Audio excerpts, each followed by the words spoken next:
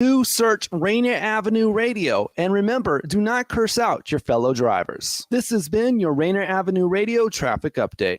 Welcome to the coronavirus pandemic. I'll take coronavirus for 100. Fever, chills, shortness of breath, loss of taste or smell. What is stay at home and isolate? Correct. Coronavirus for 200. Inability to stay awake, persistent pain or pressure in chest, trouble breathing. What is seek immediate help? Correct. Coronavirus for 500. Crippling and potentially dead infectious disease eliminated in the United States with vaccination. What is the polio vaccine? Correct. I'll take coronavirus for 700. The Daily Double. Should I take the coronavirus vaccine? Wait. Hold up. This is not a game. It's time for serious discussions. We have coronavirus vaccines, but not everyone is comfortable taking them. Here's the facts. Based on what has been proven about vaccines for other diseases, COVID-19 vaccine may help keep you from getting seriously ill, even if you do get the virus. Getting vaccinated also may protect people around, particularly those at greater risk for severe illness from COVID-19. We don't yet have all of the answers. Get informed, talk to your healthcare physician, and make the right decision for you. This is a message supported by the Washington State Department of Health. Greetings. This is your host, DJ Neftali, Rainier Avenue Radio World, the best DJ in the Seattle area. You can catch me every Monday at 8 p.m. on YouTube. Like I said, this is DJ Neftali, the best reggae in Seattle, Washington, the best radio station, Rainier Avenue Radio World. Right? This is Big Poppy, host of Jazz from the Cabinets. Join me each week for a listening tour of the first century of jazz, an eclectic mix of Dixieland, big band, cool jazz, bebop, contemporary jazz, world jazz, in all forms. That's Jazz from the Cabinets with Big Poppy on Rainier Avenue Radio, streaming worldwide on RainierAvenueRadio.world. If you or a family member are 55 or over and need nursing home level care, but want to keep living where you are, check out Providence Elder Place PACE. This program offers healthcare, housing, transportation, and recreational activities. There are no co-pays or deductibles, and it's covered through Medicare and Medicaid. Providence Elder Place PACE works to keep you healthy and in your home. Call 206-320-5325 or visit providence.org Elder Place. Providence.org Elder Place. This is Paul Pearson, host of Star Time. And when I'm not helping bad girls set up their websites, I'm listening to Rainier Avenue Radio.world.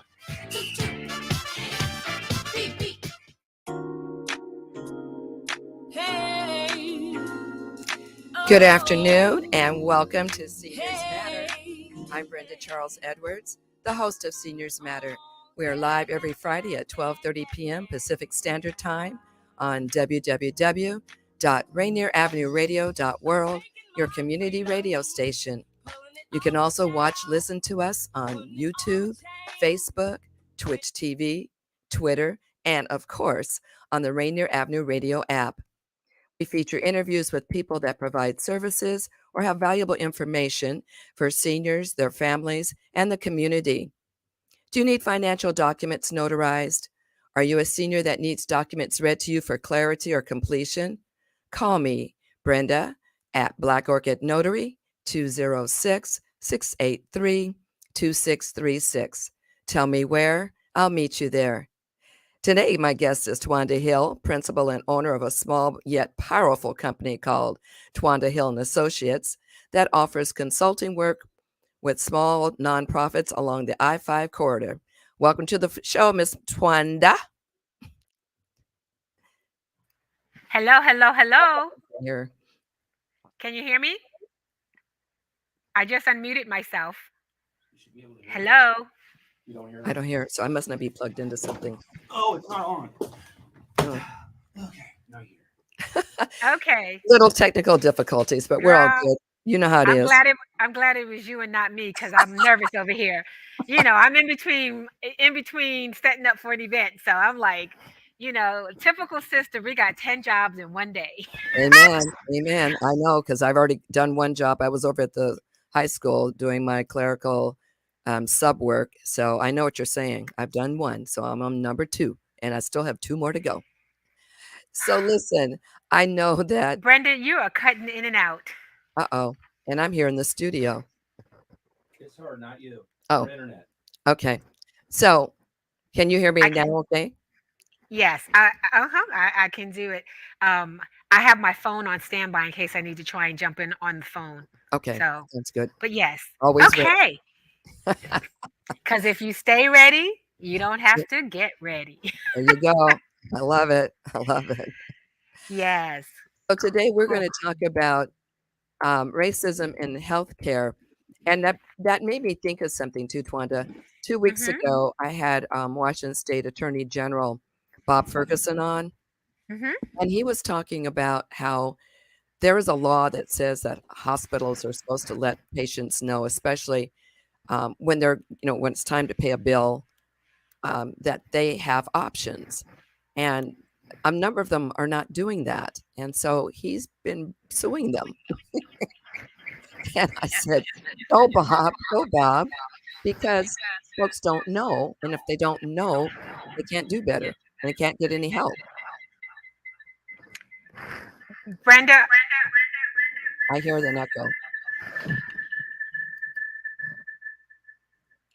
Can you hear me, Twanda? I think I just lost you. I still see you, but I'm not hearing you.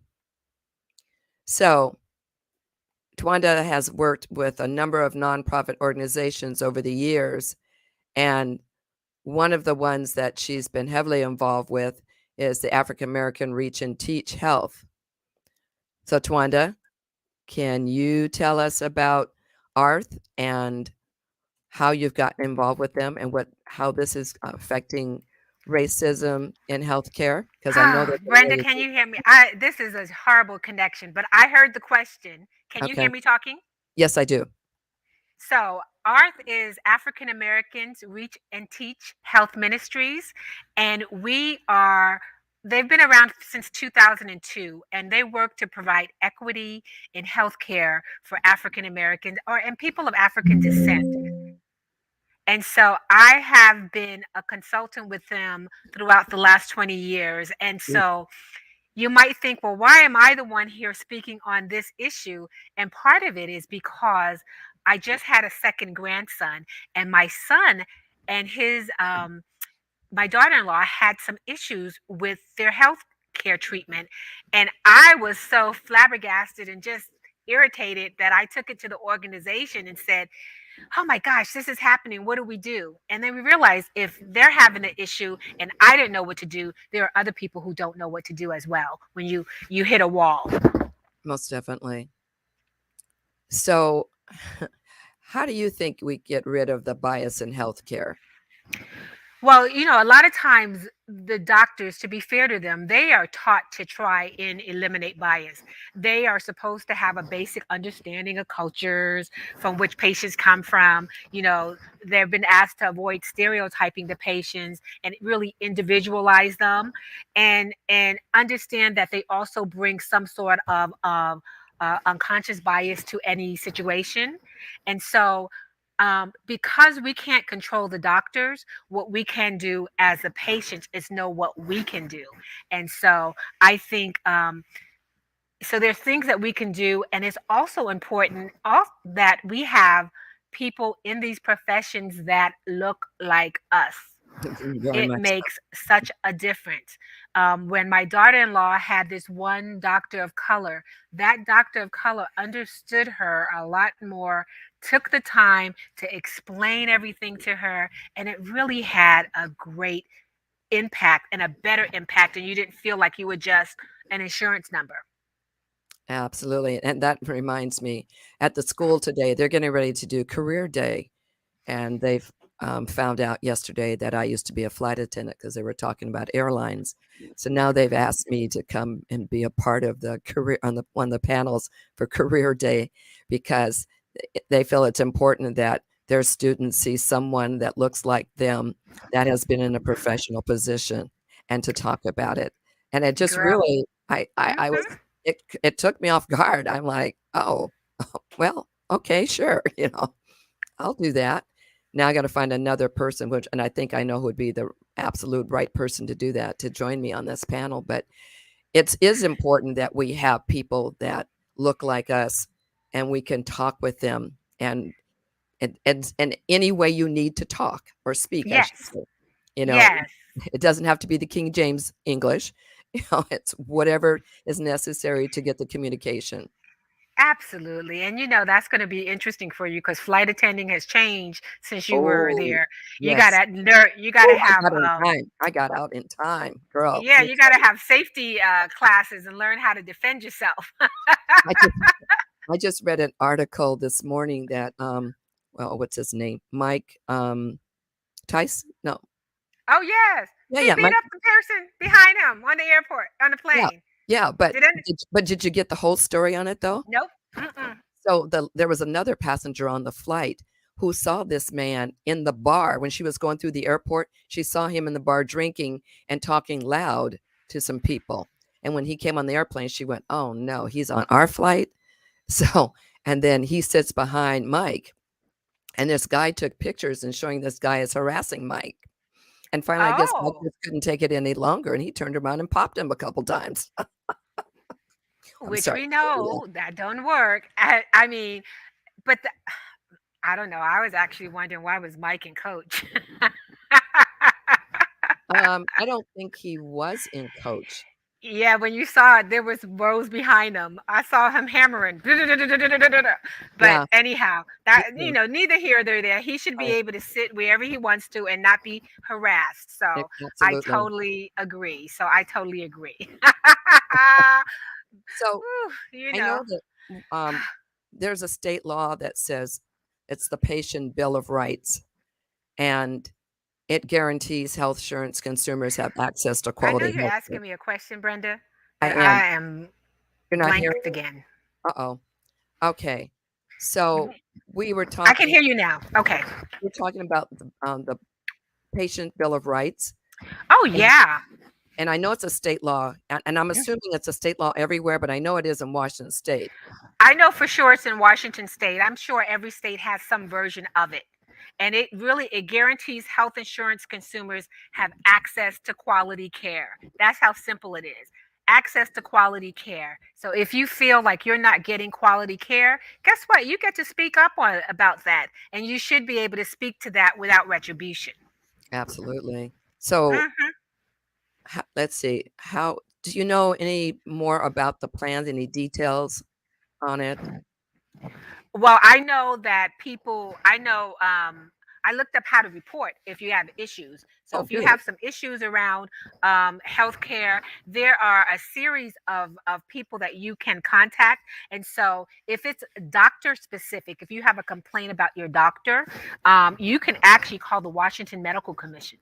So I didn't know that. And then depending on what the scenario is, if it's a civil rights complaint, there is the U.S. Department of Health and Human Services Office for Civil Rights.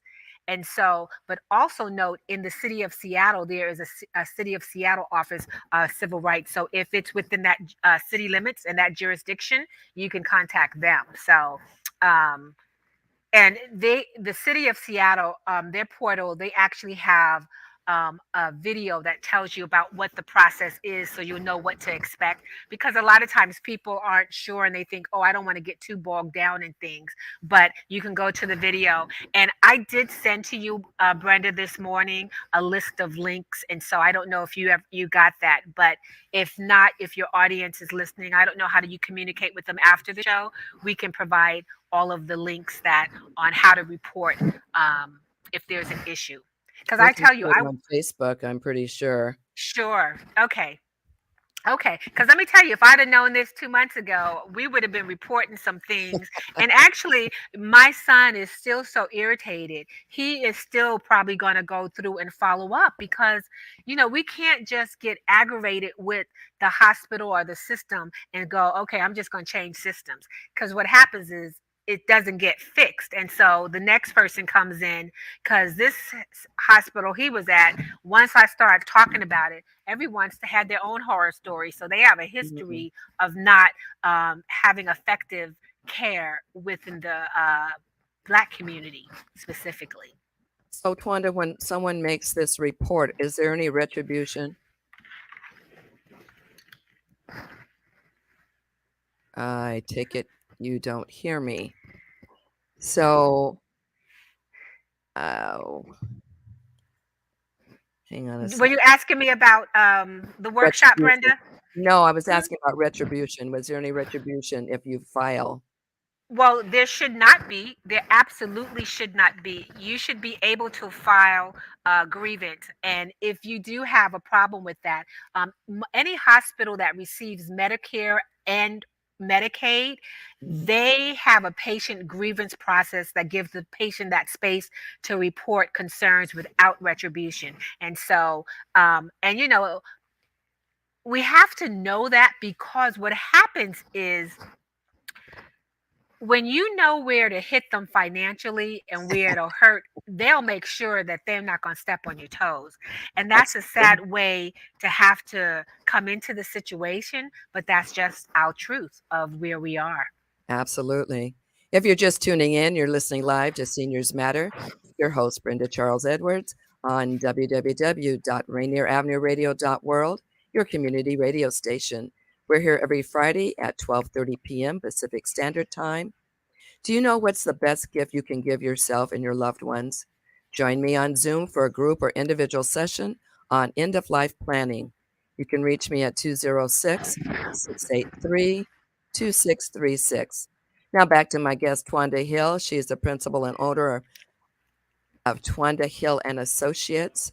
So, Twanda, can you hear me? Yes. Okay. So now Arth is doing a workshop, right, on racism in healthcare? Yes, we are doing a workshop, and it is on the 21st of May.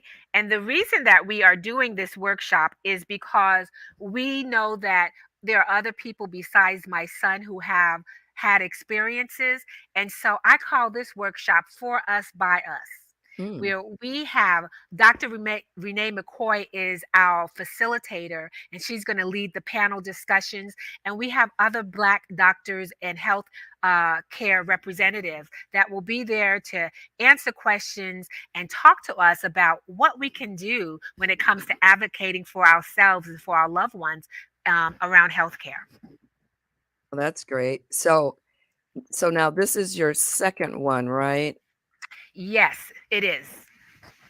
So and it's going to be online. So with the COVID numbers starting to go back up a little bit, it's just still too tight to be. We are going to be online, which makes it so accessible for everyone to attend. So we hope we have a good number. I'm sure you will. So can you share some gems from the last workshop? Yes. So we did this workshop in February, and we called it a community conversation. And so one of the things that came out of it was to use those $50 words, you know, those big medical words and jargon. And so I personally, I'm an 8th grade speaker. I like to speak in 8th grade terms, you know, everybody will understand. But when it comes to healthcare, I think in order to use the jargon, you have to do your research, and you have to know what it is that you are going into the doctor to talk about. And so with access to the internet and access to so many resources, a lot of times we have to do our own research so that we can know what's going on. So I'll go into the doctor and I'll have 10 questions, you know, and they'll be like, oh, yeah, okay, yeah, because I do know about this, what I'm coming in for. And so, yeah, I want to make sure that I get my questions answered. So don't be afraid to know that jargon.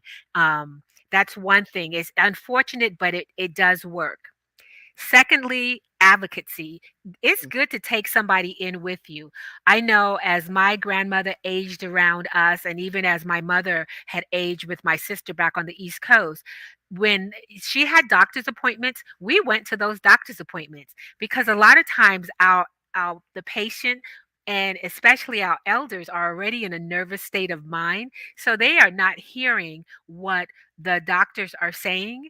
And so you need someone who is there to advocate on behalf of the patient. I had an aunt who recently, I kept saying, something is wrong with her, something is wrong with her. So finally, one of my cousins took her in. She was taking a medicine that she didn't even know what it was for and why Ooh. she was taking it. And so that's why it's important to have advocates with you, somebody who can just be listening, writing notes. Everybody has some medical person in their family, who is our kitchen pharmacist, and you get to say, Uncle so and so, okay, they want me to take this medicine. Does this make sense? But without that advocate in the room with you, sometimes you don't even remember what they've asked you for. Absolutely. I was thinking about how a few years back, my cousin was diagnosed with breast cancer. So she asked me if I would be her patient advocate. And for 5 years, I went to all the appointments. And one day I couldn't make an appointment. And so but it wasn't a real serious appointment. So she said, well, that's okay. I said, all right, well, we'll talk about it afterwards. So when I talked to her later, she said, they asked, where's the sergeant? We don't see her. And I said, that's okay. They can call me sergeant because I have my notepad and my ears tuned to what they're saying and I have a whole bunch of questions. So that's okay. We did that for 5 years and I'm happy to say she's in remission. And so God is good. All the time. All the time. All the time. This is what I love when it's us talking about us. We have our little sayings all the Yes. time. Yes. Mm-hmm. So then one of the things too, I'm thinking back to Attorney General Ferguson is about bills, checking your medical records because they do make Yes. mistakes and, you got to check that out. Well, you know what? There was a bill. There was something on my son's bill that was a code, and he's like, "What is this?" And he looked it up, and it is a COVID charge. So this is to make up for all the people who had needed medical care but did not have insurance. And so the thing is that the insurance companies have already told the hospitals they're not paying for that. So how can you put on his bill on this charge? He didn't agree to it. So I don't have to ask him what happened with that. But that's so he was looking at the bill. He noticed that she was charged 3 times for the same test in one day. So which Like, one? did they? Yes. I hope this is not a personal question, but was it a large amount of money that they charged for COVID? I don't even remember, and I don't even think it was the amount of money, it was the It was principle, a principal. Oh, most yeah, definitely. so my son was getting real principled. He was like, "They just think we a checkbook, and they could just charge everything." He felt like, they were delaying scheduling the C-section so they could make it an emergency C-section so they could charge more. I Oh my mean, it gosh. really was not a great experience, and so, and he was on it, and just because he happens to have great insurance, that doesn't mean he's not looking at it like it's still not coming out his pocket. And you don't just get Absolutely. to charge people for stuff because you're trying to make up money because all the years that we paid for insurance and never used it. So anyhow, so girl, we could, like I said, these conversations can continue. So I hope that the viewers in your audience join us on May 21st. It's going to be from 10 to 12. And we do have a special treat for people that register early. Do we get to know what the treat is? Yeah, I was waiting on you to ask. So, because we could not do it in person, and we're going to do it at home, those who register early, I believe by the 15th of May, they will get a $25 lunch card so that they could pre-order their lunch and have it delivered by Uber Eats or Oh, DoorDash or good. something. So, just because we can't meet in person don't mean we can't sit and eat and smacking each other's ears during Absolutely. the workshop. Cool. So, yeah, so we always are trying to do things to keep people comfortable while we're sharing and educating. We want it to be fun because if we can make learning fun, more people will learn. Most definitely. Yeah, that is so, so true. Oh, Twanda, what's the the web address for ARTH? The address for ARTH is www.AARTH. That's African American Reach Teach Health.org. AARTH.org. So if you are interested in registering for the workshop, you can go there to the events calendar, and there's a link right there to sign up. Also, if you want to join our mailing list, those of you who are tech savvy, you can actually text the word ARTH, AARTH, to 22828. 22828. And once you do that, you're going to join our monthly newsletter, and that comes out on the first of each month. And so you'll also get the information on the upcoming workshops. Well, ARTH is definitely busy. I know that they also isn't there a cooking I was looking the other day, and there's something about a cooking program that's coming up that people can sign up for. And I know they've had healthy ones, and I'm not sure which this one is going to be, but I'm sure that it will be delightful. They're always healthy because we're about health and equity. So it's a soulful cooking class. The one coming up is with Chef Wayne Johnson. And then the other one that happens regularly is Chef Oduni. And so if you go, and she's a African sister who owns Taste Tutor, and she shows you how to use flavors and seasonings to really accentuate your food and keep your heart healthy. So we have it happening at ARTH. I guess you do. Do you have an address for her by any chance? I might check that address out for who? weekend. For the sister you were just talking about. Taste Tutor. Uh-huh. No, I don't have an address. Taste Tutor. Look her up online. Taste Tutor. I could do it real quick. That's okay. I'll do it later. I just thought if it was handy. You know, this everybody always does this when you're doing a radio show. They ask you a question you're just not ready for. So no, I don't have it, but yes. Okay. No, that's cool. But look, go to our website, and once you join our mailing list, you'll get all of this information on a regular basis of what's happening. And we continue to do some amazing work. There's a skincare workshop coming up, and this is all part of living healthy. We have exercise classes with Fatima, that you should be name good. it. Yes, yes. And we're and the fact you can do it from home. We were real instrumental in helping our elders get laptops, teaching them how to get on Zoom so that they weren't disconnected. And it was like a homecoming for them when they got on. So now they are tech savvy and learning and doing it. So that's why they can all tune into your show, girl, because they know how to get online now. Right. I should take a look at that and set that up for Mom, because we're still trying to find ways for her to stay active. We were in the Y, and the pandemic happened. That kind of changed things, but I want to keep her active because we're trying to keep her around. Yes, absolutely. Would be perfect for her. And the one good thing is that if you go to the ELAW page, Elders Living and Aging Well, on the website, a lot of the classes we have recorded, we're starting to repost them on the ELAW page. So even if you can't make the actual class, you can still get the information. Even all of the digital technology classes are on there. There's some cooking classes. I just added a couple, the decluttering workshop. I wish I could have gone saw that one. Is that go watch the video? Yeah, for sure. Yes. I was like, oh man, this is going to be a good one, but I couldn't do it that day. But now I can. Yes, that's what we do. We strive to help everybody get to what they need, and just, if we can live healthier, we'll be living longer. Your mom is the example for us. I'm planning on living till I'm at least 100. I'm stating it now. And I have role models like her and Dr. Mims that show you how to live your best lives, and how, if you can eliminate the stress, and that's where there's so much stress that comes from the racism. So that's why it's important that if we can eradicate that out of the healthcare system, it's going to help all of us in so many different facets. Great.